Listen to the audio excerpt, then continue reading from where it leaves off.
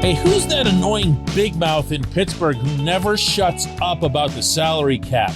Tell him once and for all, we don't need a salary cap. Good morning to you. Good Tuesday morning. I'm Dejan Kovacevic of DK Pittsburgh Sports. This is Daily Shot of your salary cap free Pittsburgh Pirates. It comes your way bright and early every weekday morning if you're into football and or hockey. I also offered daily shots of Steelers and Penguins where you found this. Pirates 5, Dodgers 1, and that does not begin to tell the tale of the dominance of the team with I don't know, what do they have now, $50-60 million payroll against the one that has a payroll 5 times that size, with the Dodgers now approaching $300 million. You know, it happens. And sometimes when it happens, usually when it happens, it's kind of fluky and it's a run here or there, or a really bad pitcher who happens to be taking the mound for the team with a bazillion-dollar payroll. None of that applied here.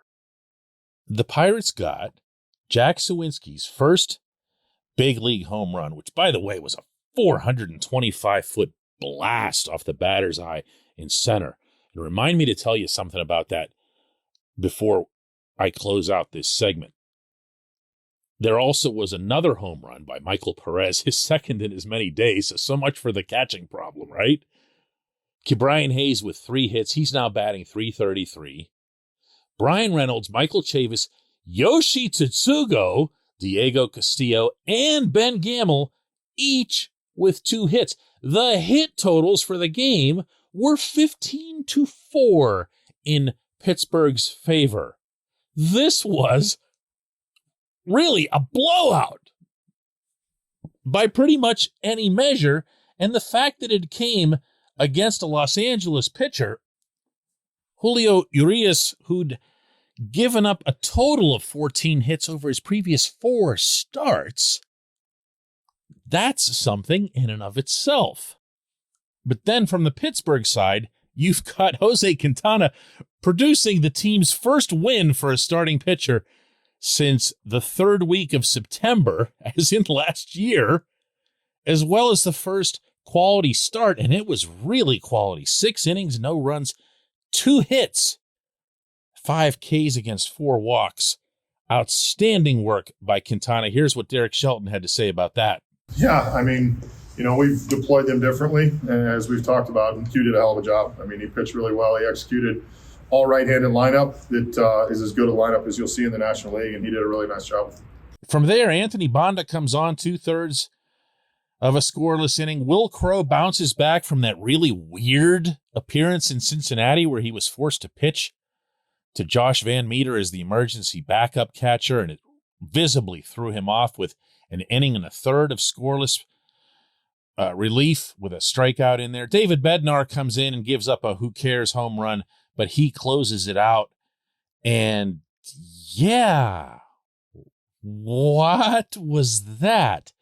And where was it in Cincinnati? And is it really all that driven by Quintana? This portion of Daily Shot of Pirates is brought to you by our friends at North Shore Tavern. That's directly across Federal Street from PNC Park. It's home of Steak on a Stone, an eating experience, underscoring the word experience. The steak is brought to you partially cooked on an 800-degree stone, and you do the rest. It's a ton of fun, it's a great meal, and it's a baseball atmosphere like no other in Pittsburgh. North Shore Tavern, right across Federal Street from PNC Park. As much credit as I'm happy to give to Quintana for his work, I really don't sense that this is the genesis of what happened last night. The Pirates had, a couple of pretty decent starting efforts out in Cincinnati, too, and it didn't matter. And I'm definitely not going to attribute it to any kind of David versus Goliath thing. You're going to have to take my word for it.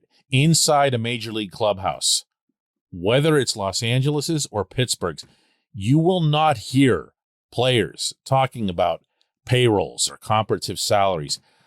Certainly not as it relates to facing that team. You're going to have the Dodgers express in certain subtle ways being disappointed because they, lost to a team that's in a certain spot in the standings, that's been in a certain spot in the standings for a long time. But you're not going to see them say, we make 5 times as much as those guys, or we've got a couple of players who make more than that entire team. Actually, they don't. So if anyone's going to try to attach any extra relevance to this, it's going to be people on the outside, people like me. And I'm perfectly happy to do that because, and I'm going to underscore a negative here, this team always needed to take the 2022 season more seriously than it did and more seriously than it has continued to do, whether that's at the general manager's level or the manager's level. There is value in events like this. The entire organization notices it. They don't talk about why they notice it, but they do. They look across the field at the Dodgers, and I'm being symbolic here, with an awe. That is a team that everyone expects to be there, that should be there with all the money that they spend and the way they hoard everyone else's good players. But if the Pirates are, even for one night, capable not only of beating this team, but of pummeling them, that's something that lifts up the spirits of everyone at every single level of the organization. And when you're talking about Pittsburgh, it cuts across the baseball/business boundaries. Everyone who works at 115 Federal, administrative people, they walk into work with their head held a little bit higher this morning. This stuff matters. I don't believe for a split second that I'm going to be able to convince the people in charge of that, because all of everything to them is about this and that and prospect this, and it's going to look good in 2-3 years or sooner than you think, as Ben Cherington says. There is no harm whatsoever in doing some winning and doing some improving right now at the major league level, which I do feel obligated to continue repeating into infinity is the only level that matters. When we come back, just one question.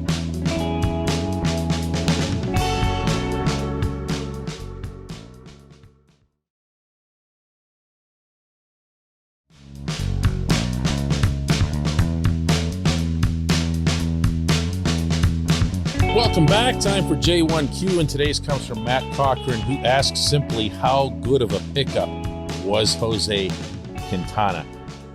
All right, here I go. Nobody who works on this side of the fence for a living ever feels super comfortable saying that they're wrong or they blew it or that they were unfair, which is the worst of all. And I'm about to tell you that regarding Quintana, I was wrong. I blew it, and worst of all, I was unfair.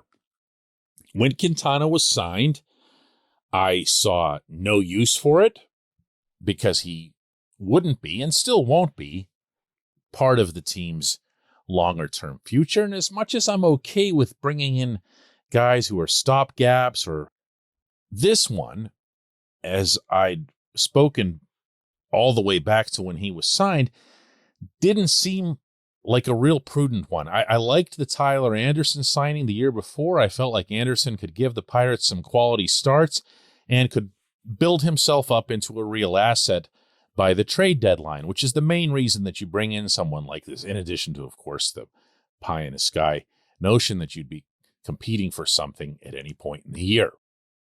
Jose was a good bit off from his best years. Jose was and is 33 years old, which isn't exactly a great year for a turnaround, even if you're a lefty. And this was by far the most misguided portion of my overall stance. I thought Jose might actually take innings away from pitchers who would, earn them. Meaning younger guys here. Well, most of them have been terrible. So if Jose would take 4 of the 5 starts right now, he still wouldn't be hurting anyone's development. That's just how bad the rotation's been. So this is my official, public, unconditional apology to Jose Quintana. I should have considered that someone of his past pedigree would have it within him to continue to be competitive, and that he would be able to find the stuff and the command and the poise that had served him well in the past. And he did, and he's done that. He's been very, very good. He's been the Pirates' best pitcher by such a wide margin that there isn't even a worthy number 2. And in fact, the only number 2 in this discussion was my stance on Jose going into this season. That was a big steaming pile of number 2 on my part. Now, ideally, Jose continues this. He does provide some kind of trade return when the time comes, and as Tyler Anderson also did last summer, maybe he rubs off on some other guys. Maybe a Mitch Keller watches Jose pitch the way he did last night and sees, man, this doesn't have to be that hard. This doesn't have to be all that exhaustive. And you don't even need to throw 99 miles an hour. You can just pitch. Just pitch. Watching someone just pitch is so much more entertaining than watching them throw, even in this era of everyone monitoring everyone's velocity in all directions. I will take a pitcher. I will take Jose Quintana in my rotation, and I promise to be better on this count moving forward. I really appreciate that you asked about this, Matt. I appreciate everyone listening to Daily Shot of Pirates. Let's do another one tomorrow, ideally on a very similar subject, right?